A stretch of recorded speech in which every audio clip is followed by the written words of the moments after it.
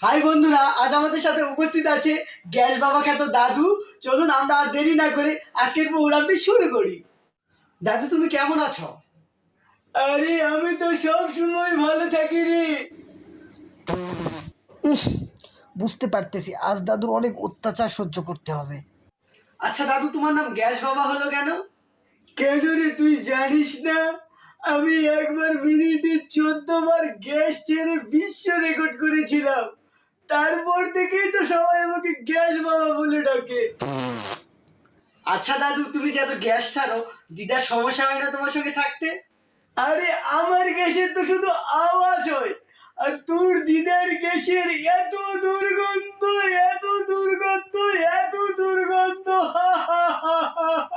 দাদু, তোমার গ্যাসের একটা স্মরণীয় ঘটনা বলো তো।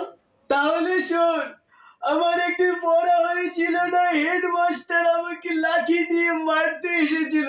তখন আমি এমন একটা গ্যাস ছেড়েছিলাম, ওই রুমে আর 7 দিন কেউ ঢুকতেই পারেনি। আচ্ছা দাদু, আমি শুনলাম তুমি নাকি গ্যাস মেরে টাকা ইনকাম করো, কিভাবে একটু বলো তো। ঠিক আছে, আমি তোকে প্র্যাকটিক্যালে দেখাচ্ছি আমি গ্যাস মেরে কিভাবে টাকা ইনকাম করি।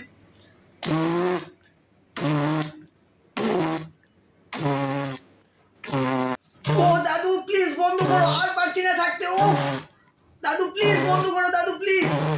ঠিক আছে, তাহলে আমি থামতে পারি, তাহলে আমাকে তুই 1000 টাকা আগে দে। দাদু এই নাও টাকা, প্লিজ আর মেরো না দাদু, প্লিজ আর মেরো না। দাদু, তোমার দুষ্টমিতে আর প্রোগ্রাম চালানো সম্ভব হচ্ছে না। আমরা আজকের প্রোগ্রাম এখানেই শেষ করব, কিন্তু তার আগে তোমার কাছে দর্শকদের একটা রিকোয়েস্ট। তুমি মিনিটে যে 34টা গ্যাস ছেড়ে বিশ্ব রেকর্ড করেছিলে, সেইটা সবাই আরেকবার শুনতে চাই। ঠিক আছে, ঠিক আছে।